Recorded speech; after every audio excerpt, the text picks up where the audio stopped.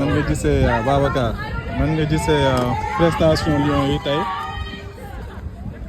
Bon, c'est bonne mise en jambe. Xam nga moom décalage horaire c'est pas évident parce qu'il y a 5-6 heures de décalage te boo xoolee scientifiquement presque chaque 3 heures il faut un jour de décalage 3 heures de route terrain boo xoolee éponge la c'est pas un terrain normal ballon bi dur c'est pas des excuses mais c'est une défaite tàmmuñu ko xëy na mais il faut maintenant ku ne xoolaat sa bopp ñu gën a liggéey gën a defarwaat rek c'est une préparation c'est une aubaine déjà que la fédération nous amène ici amène l'équipe 10-15 jours avant parce que pour s'acclimater c'est quelque chose d'autre. Là il est 18h, il est presque minuit à Dakar. C'est vrai. Donc c'est autre chose, l'alimentation, le trajet. Donc j'ai pas d'inquiétude sur cette équipe. Il y a 5-6 joueurs qui manquent, d'autres qui sont blessés. Soyons indulgents avec les petits, c'était un match amical pour voir le niveau, il y a des satisfactions, il y a d'autres qui peuvent faire mieux. On verra sur le deuxième match. Mais bon, en termes de timing, moo gisee le fait que choix du coach, c'était de continuer à donner des temps de jeu, d'essayer d'autres options. Est-ce que temps bi dina ko may loolu à quelques jours de. xam nga bu ko deful ci match yi mënu ko def contre France. Donc il a des certitudes sur les Sadio, sur les autres.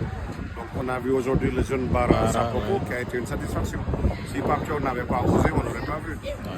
Donc plus on a vu Mamadou Sarr à gauche, on a vu Moustapha Mbom, on a vu un retour de Pape Matar. Donc il y a du monde devant, on a vu Chérif, on a vu Bamba. Il y a eu des buts, et ils sont revenus. Donc continuons le travail, il n'y a pas de quoi s'alarmer. Voilà, comme que yow membre fédération nañu focus un peu sur les thèmes d'organisation ak de choix. Disons da ngeen jóge Dakar ñëw Raleigh jóge Raleigh ñëw Charlotte après da ngeen di delluwaat Raleigh donc nan nga gisee après soo leen jógee Raleigh di ngeen dem San Antonio donc vous allez beaucoup voyager nan nga gisee choix wu voilà déjà partenaires yi ngeen di jouer équipe yi ngeen di jouer ak tamit voilà. Bon l'aspect technique moom dañ koy bàyyi direction technique beeg coach yi. On n'a pas notre mot à dire dañ leen di soutenir mais voyage yi ñu bëri dañ naan amul sens mais tey di nga dem Canada di nga dem Mexique donc les joueurs sont mis dans des conditions de travail sont mis dans des conditions de voyage tey équipe bu Côte d'Ivoire wala keneen bu ñëwee 7 jours avant yow di nga tàmm voyage premier jour booy voyage di nga casse bi ouais pourquoi on y va à 6 heures du matin 9 heures mais da ngay defarwaat.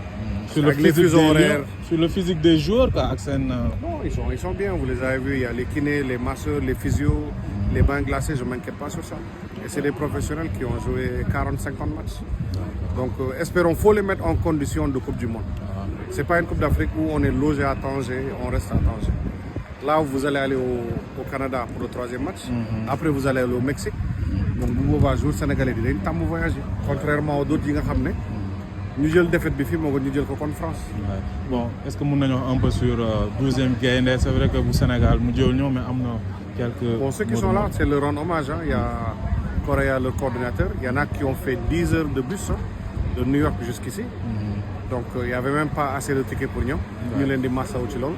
Parce que c'est pas un match que la fédération organise c'est un match États-Unis moo organisé il y avait pas assez de tickets.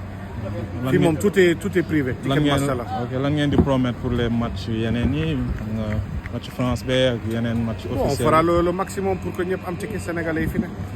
ñëpp xam nañ affaire Sénégal Afrique de l'Ouest condition ticket B1 B2 nu mu demee bu ñu sañoon ñëpp dañuy ñëw mais monde bi moo demee ba nga xam ne Amérique dafa teg Sénégal ci benn liste rouge ba nga xam ne am visa day métti donc dañ koy nangu rek et on va faire avec les supporters qui sont là inchallah. Je sais que def ngeen effort pour accès bon gars yi mun a am visa malgré que.